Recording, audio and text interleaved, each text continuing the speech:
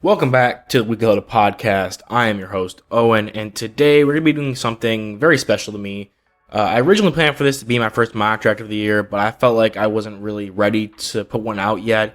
I didn't think I was confident enough in all of my picks that I put down on the paper to really make a well-informed and good to listen to episode of the podcast. So today, we're going to do something actually a little more sentimental and close to my heart, and we're going to go through and go from year to year my favorite prospect I watched or was just a fan of into that draft. So I don't think I told my origin story yet on the channel or on the podcast or anything like that. But my origin story for what makes me want to do this stuff and how I ended up just like changing my life in general to pursue scouting and things like that is back in 2015.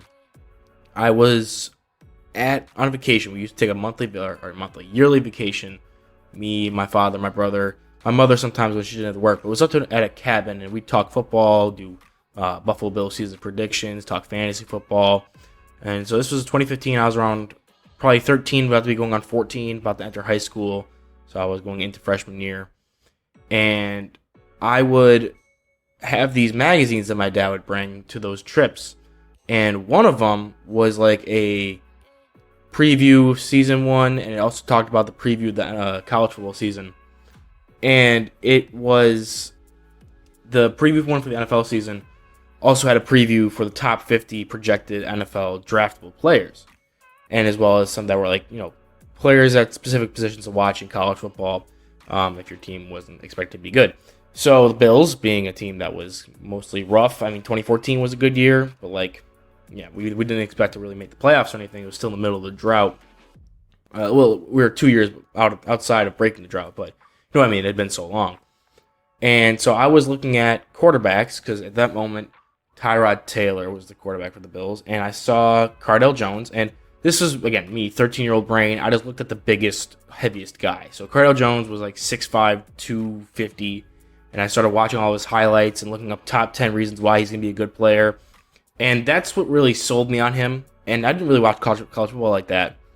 But I was super excited for him. And I didn't pay attention that year to what how he struggled. And the Cardale Jones saga is something we're going to have to delve into maybe some other time on the YouTube channel probably. But yeah, Cardale Jones fell off pretty hard after his miraculous run in the 2015 college playoffs. And he fell to the fourth round in 2016. But 2016, I remember watching the draft. It was the first year I ever really watched the draft. I watched it years previous because I was kind of mildly interested. But this year I was was rooting. I was like, oh, Cardale Jones. I want Cardale Jones. And then the fourth round came around, and the Bills selected Cardale Jones. And I was like, it felt like Christmas. I don't know how to explain the feeling, but it was like the most euphoric feeling ever. And that's what when I think about why I really got into draft content, why I got into scouting in college football and stuff like that, is just the feeling of being able to find these players and get ones that you really like, and then thinking how they can help your team or another person's team, and then getting really excited for that player to join that team because you think they're going to be a good fit. Now, I did no scouting on Cardale Jones at all. I watched highlights and read papers and articles about him, whether it was good or for good or for bad. I would watch and read mock drafts, and that was basically the content, everything that I did when it came to draft stuff, was just read other people's work and never do any of the work myself. That's the genesis of me becoming a draft person. And the first person we're going to touch on, so we're going to start the 2016 draft. Cardale Jones, quarterback from Ohio State, going to the Buffalo Bills in the fourth round. That's what really sparked my interest and really got me to fall in love with the draft and scouting and things like that in general. Now, that throws us to 2017, which is a genesis of something else that's kind of correlated. 2017, so I wasn't a fan. I didn't really watch college football, and I wasn't really a fan of any particular team. Now, the University of Buffalo is close by to me, and I actually went there now as a college student. I went to University of Buffalo. I was never a big fan of their football team. They were never really that good. They played in the MAC. So I wasn't really, interested in watching college football. I didn't really have any rooting interests. I kind of liked Oregon from the Marcus Mariota days. Those were cool. I feel like I called them my favorite team, even though I never really watched them outside of the national championship game. So that was kind of like my team, I guess. But 2017, I started really, reading more, got even more into draft stuff. Wasn't watching any like film or anything. Still just taking in content from other people, writing articles, and writing mock drafts. This is my Matt Miller phase from Bleacher Report when he was working with them. I was really into Matt Miller and Bleacher Report for like a couple years there, and that's where I got all of my information from. And I was really into his work, and I still am to this point. I follow his current website that he runs by himself. He's on ESPN. I listen to him. I watched his podcast. I missed the old podcast. What was it called? Move the Sticks. No, not Move the Sticks. What was Matt Miller's old podcast called? It got canceled. I remember the year it got canceled was like my senior year of high school, or was my freshman year of college, and it made me really sad. Stick to Football, the Stick to Football podcast, and that was canceled. But that was my main source of who I liked and who I found out what draft prospects I found out about and what I learned about them and heard about them without actually watching it myself. But another thing I used, I was experimenting, trying to find other big boards and stuff. And this one thing, it was basically, looking back at it now, it was basically just a big board. But they presented it like it was a stock exchange kind of thing, where you show risers and fallers. They show their stocks going up and down. And I remember checking it one day prior to my AP Global class. This is 2017. This would be my AP Global class, my sophomore year. And it was on the board, and I saw these two players had an up green arrow of 999 spots. So I'm like, what the hell? It basically just meant that they got added to the big board and they weren't on there previously. I can see that now, but as a young, naive, barely knows anything about this kind of media stuff kid, I didn't know anything about it. And those two players were Jake Browning from Washington and John Ross from Washington. So I was like, I gotta watch Washington. So then this was probably week 1 or week 2, because it was the first few weeks of high school. So it was probably week 2 of the college football season. And I watched every single game of Washington season after that, even though I'm an East Coast. I live in the East Coast, and they play on the West Coast. I had to stay up to 10 o'clock at night. I watched them. I remember their game. They were winning a lot, too. I remember their game against USC. Oh, who was the corner? He got drafted by the Titans. He's on the Giants now. Oh, it's going to bug me. Adoree Jackson. Right, yes, okay. Adoree Jackson. I remember watching them against Adoree Jackson. Then they made it all the way to the college football playoffs where they lost to Bama. So I was really into that draft and stuff like that, just because, I was finally starting to follow things when it came to that. And I saw those guys. I was like, oh, these guys must be really good. They're finally on they're getting all these accolades and stuff on this big board I was looking at. And then John Ross started to find his way in the first round. And that's who I really wanted to highlight was John Ross was the guy that I really attached myself to there. Him, and then also because I was watching Pac-12 football, Christian McCaffrey was amazing. And I was really into McCaffrey and Ross, who happened to actually go right behind each other, bam, bam, in that draft class. And I was really hoping the Bills would land either one of those two guys. They didn't, obviously. That was the 2017 draft. So that was the draft where we traded back, got Tre'Davious White, and Patrick Mahomes was taking the 10th overall pick. But yeah, that was John Ross was if Cardale Jones was the guy who got me into drafting. First off, John Ross got me to become a Washington Huskies fan. Same with Jake Browning.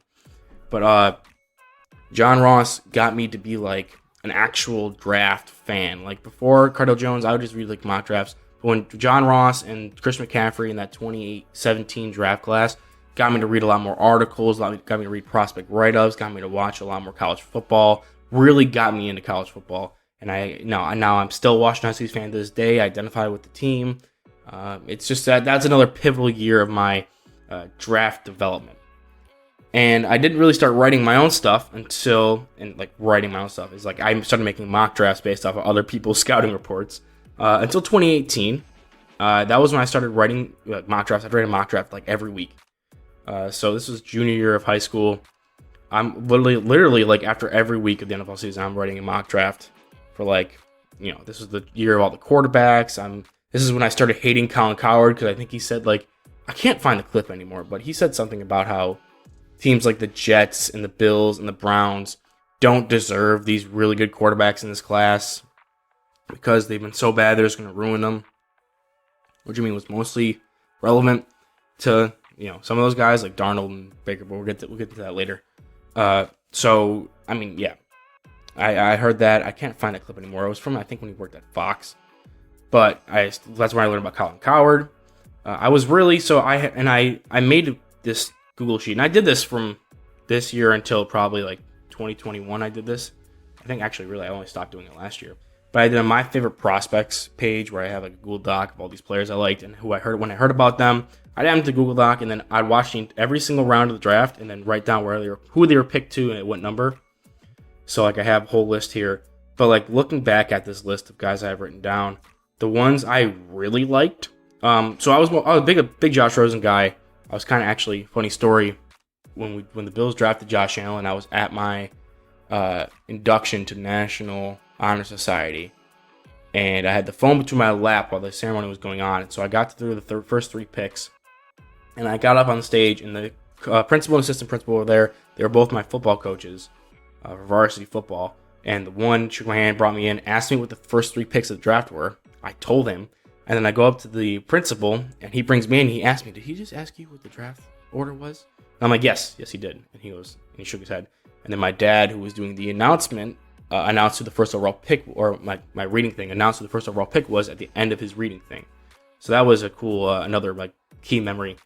But I remember being on stage when they drafted Josh Allen, and I was mad. And my buddy next to me was actually happy about it. And I was like, "No, I wanted Josh Rosen so bad." See where that ended up. I was also got really big into the Senior Bowl that year. So Kyle Oleta's on this list. Mike White, funny enough, is on this list. Kalen Ballage and Bo Scarborough. Those are names I haven't heard in a while. DJ Chark. I was a big DJ Chark guy because this is when I started getting the magazine. Athlon, something like that. They posted a magazine and they gave all their combine numbers and their speed stuff. So I was really big into DJ Chark because he was like one of those guys that was like size and speed. And I was like, "Oh, we should get him. Buffalo needs a number 1 wide receiver." So I've always been a fan of DJ Chark. Even to this day, I'm still a fan of DJ Chark. Tight ends, nothing really there. I forgot about Brett Toth existed and Brian O'Neill.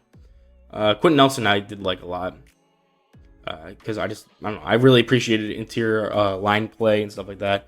Oh yeah. No, I already know who my pick for this year is going to be. Who my guy was this year, because it was like, and he's still one of my favorite players in the league. He's such a good guy. Is Harrison Phillips. Harrison Phillips, Stanford defensive tackle. Again, another Pac-12 guy. Drafted by the Buffalo Bills, 96th overall. I liked him. He's like my pick, but like I also really like Leighton Vander Esch. But like, yeah, no. Harrison Phillips was like my guy. I started a trend, and I'm still trying to do it to this day. COVID kind of messed it up a little bit. I'm trying to get back to it where every player who was my favorite player in the Bills draft class, I would go and get their jersey signed. So I did Harrison Phillips this year. The next year, I didn't really know who to pick, so I just chose Cody Ford. Got him to sign that. I was going to do Gabe Davis the year after that, but COVID happened, and then I kind of just fell off the past few years. But Harrison Phillips was like, I was in love with him. He had like 100 tackles, nose tackle position in one season. He was a great dude. He was the first like football player I followed on Instagram and stuff like that to like really follow up with them. He was definitely like the biggest my guy, or my favorite player at all to just follow in this process for the 2018 draft. Funny how, again, I was upset when we got Josh Allen, but at this point, I'm pretty happy about that. Moving on, 2019. I'm still not watching film at this point. So 2018, I didn't watch film. I'm literally just reading Matt Miller and things like that. 2019, I think this is the last year Matt Miller was with Bleacher Report. This also is the year I discovered the Draft Network, which obviously I react to them on the YouTube channel now, but I'm still not watching film and doing my own scouting. I'm just reading what these other people are doing. I'm making 1,000 mock drafts. I'm using different mock draft simulators. And this year, Jake Browning came out. So, and like I said, I was a big fan of him when he played with John Ross at Washington. So that's always going to be somebody I'm like, Washington players I'm always more impartial to. Drew Lock. I liked Drew Lock coming out of Missouri, which is funny. Alex Barnes out of Kansas State. That was more of a highlight guy. I watched all his highlights, and I was like, I really like him. And Damian Harris as well. Trevion Williams out of Texas A&M, current Cincinnati Bengal. I was a big J.J. Arcega Whiteside guy. And Icky Metcalf. Okay, I know who my guy is, but let's go through the rest of the positions to make sure I don't miss anybody to like make a mention to. I remember going through. I was at my current fiance, but at the time my girlfriend's house with her family.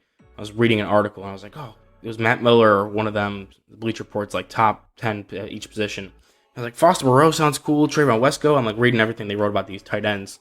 I'm putting on this list, and that's pretty funny. I did like Andre Dillard a lot, just from what people were talking about him and stuff. Like I said, I'm not watching it myself. D tackles. Oh, I don't know. Well, that's a tough one now because I'm stuck between two players as like my favorite guy now because I forgot that he was also in this class. That's tough. All right. So I'm gonna just speak it out into existence now, and just talk through my decision here, and maybe I'll come to the decision on who my absolute favorite was. But we have Hakeem Butler, wide receiver out of Iowa State, and then Ed Oliver, D tackle out of Houston.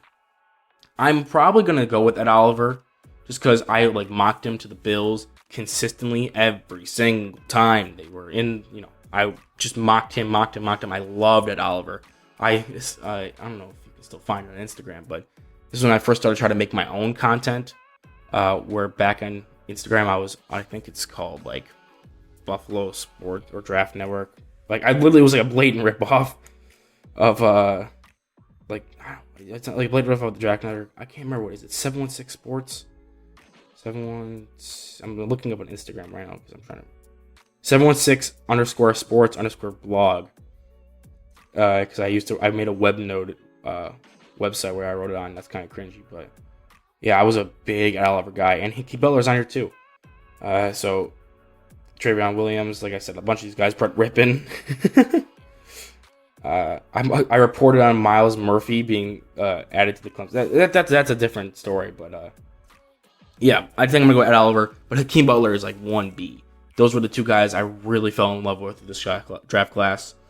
And even on my current like personal Instagram, I have a screenshot when Hakeem Butler was released, and I was like, somebody signed this man. And I think he's trying to make it as a tight end now. But Ed Oliver, I think that one played out pretty well. I think I'm gonna go Ed Oliver. He was just probably my favorite one, and I always wanted I remember when we drafted Ed Oliver. This was the first year I had like a draft party where every year I invite my friends over to watch the draft with me, and we drafted Ed Oliver, and I did like a lap around the house. And there's a video, my friend has it, of me just sprinting around the house, screaming because we drafted Ed Oliver, and I was pretty happy with that. But moving on to 2020, so the COVID year, and I believe, if I'm not mistaken, so this is the first year I started watching like cut-ups and like vaguely scouting. Like I was watching guys play on like I'd watch like people do offense or Alabama O-line offense versus Texas defense. That's just a general. I don't even know if they played that year, but you know what I mean? I was watching some games and I scouted like 20 guys. Let's see if you can even find how many guys I did. Because I have my thing opened up here. I have 4. Oh no, wait. I only have 2. Trayvon Diggs. Oh, Damon Arnett and Amik Robinson for DBs. I scouted for quarterbacks. Cole McDonald. No, I didn't even watch these guys. Cole McDonald and Khalil Tate. I didn't even write anything down. I think I had intended to do those guys.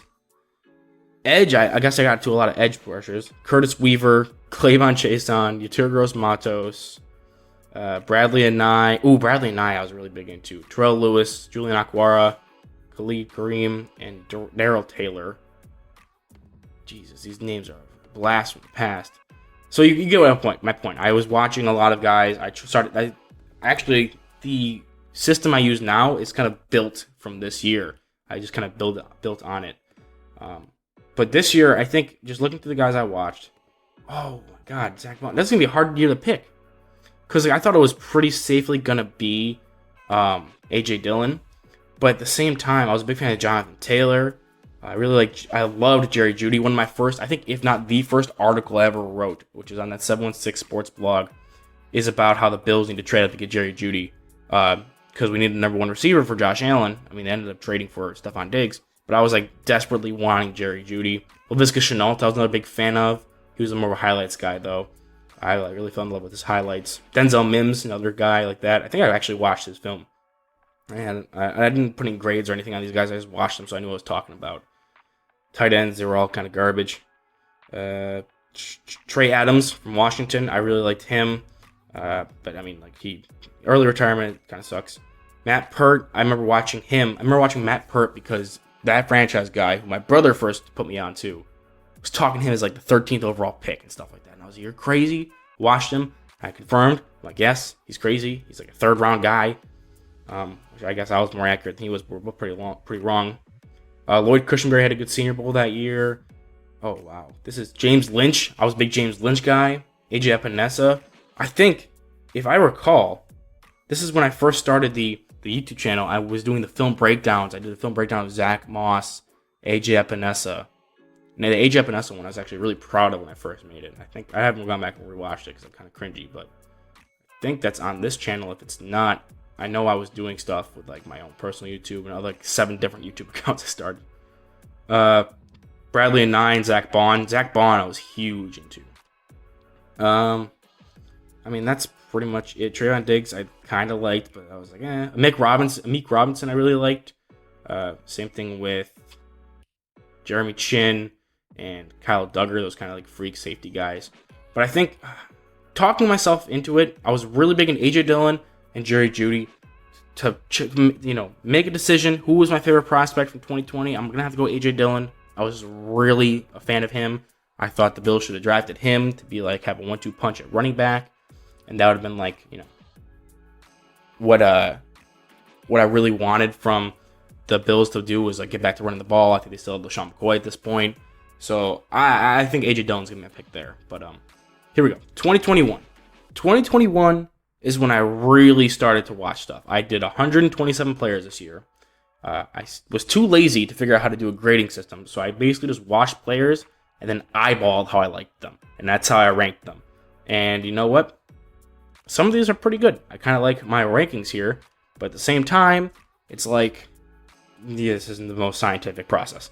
But I think this is when I really started to really get into draft stuff and draft content. This kind of is what bridged the way. And then 2022 is when I took a huge step. I'm hoping to take an even bigger step this year in 2023.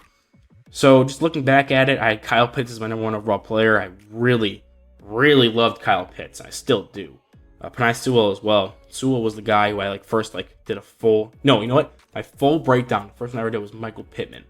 So when I wrote down notes in a notebook and while I was watching film and stuff, and I got my whole, the process I do now, first time I ever did that whole process was with Michael Pittman, but Penei Sewell was shortly thereafter.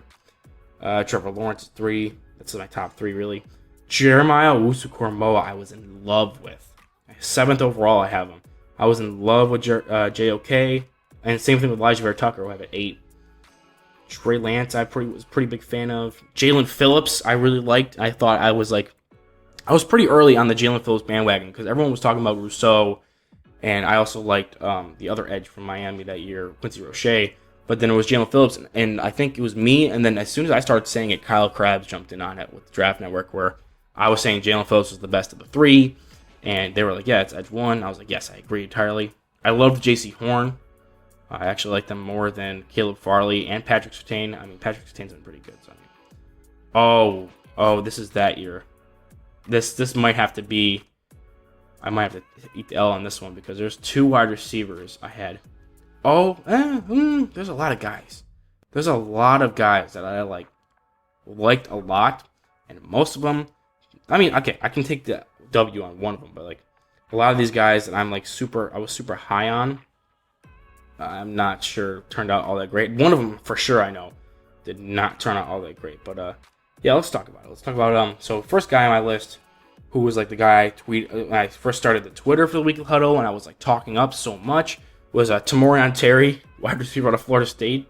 I have him behind Rashad Bateman and ahead of Kadarius Toney and other guys like that, Harris Marshall. I mean, this wide receiver class wasn't that great, to be honest with you.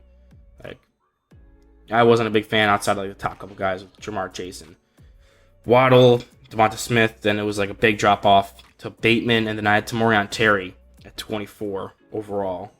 Of 127, remember, but 24th overall. Then Dwayne Eskridge was another guy I was really, really in love with. Him and Terry were the bang bang I was super big into. But I think of all the guys I'm going to keep talking about some other honorable mentions in a second, but I think my guy for this year was going to be Pete Werner, linebacker, Ohio State, because I felt like I was the one person who was pounding the table for him. Like, I thought, he would fit perfectly in the Bills system, and I'm a Bills fan, obviously, so I put him in there. I was super high on him for that reason, and I felt like no one was really talking about him, so I kept, like, saying, like, oh, this is my guy. I really like him. It was the first kind of time I felt like I had a guy. Like, this is my guy. I'm confident he'll be good. And so far, it's worked out for the Saints. He's been pretty good for them. PFF agrees, even though, I mean, they're not too accurate. But I think he's a solid starting linebacker. And I was pretty happy I was on that train for the Pete Werner train before he got, some recognition at the NFL level. Jackson Carman, I projected him inside the guard. I like that. I really liked that pick for the Bengals at the time. Who else was the one I was looking at? It was a guy. Paulson Adebo, another guy I really wanted the Bills to take just because I thought he fit their scheme with how much zone they ran and things like that. I really wanted them to take him. I was a Rousseau guy too, which made me happy. Peyton Turner, I was a big fan of. Actually, you know what I forgot? I think I did a video back in for the 2021 draft where I made did my all underrated team. Let me go to the YouTube channel real quick. And I'm pretty sure I can just look at that and look at all the guys I had on there. Because I was a big fan, like I said, Tamarin Terry's going to be on there, Dwayne Haskins is going to be on there.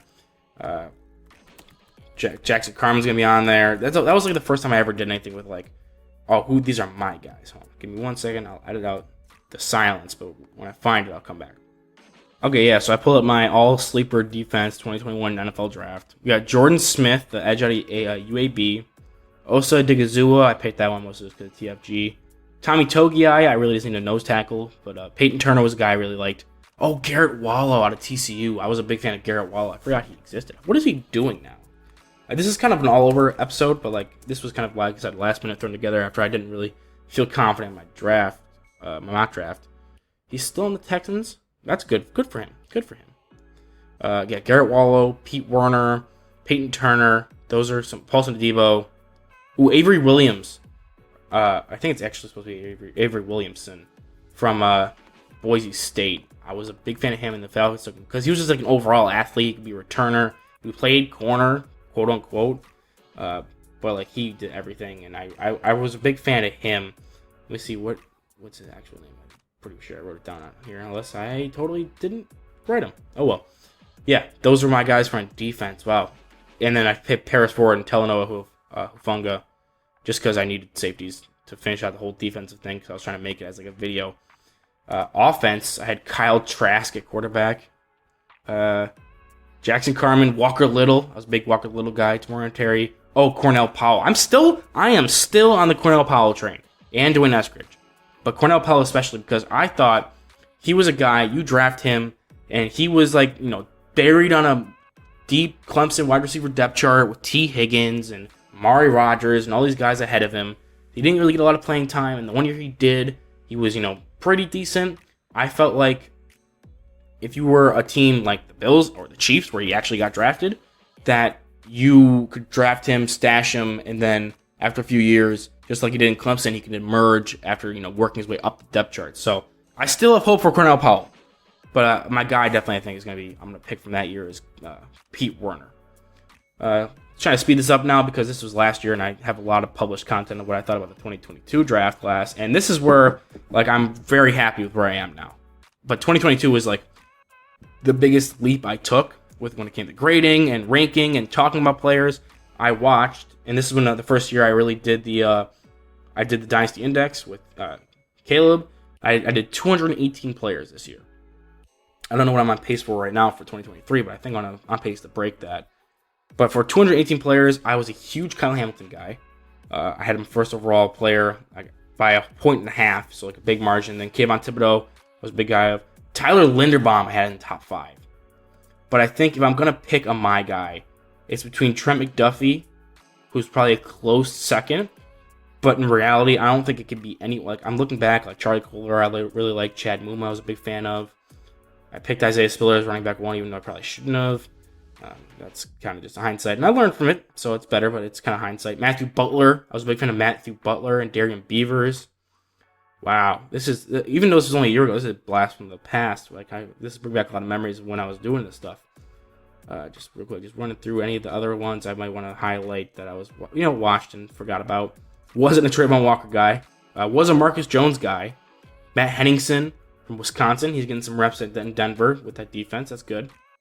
Ty Chandler is another running back I was pretty high on. He actually looked pretty good in the preseason for the Vikings, so I think he just needs to get a little more time to shine. Leo Chenal, I really liked him.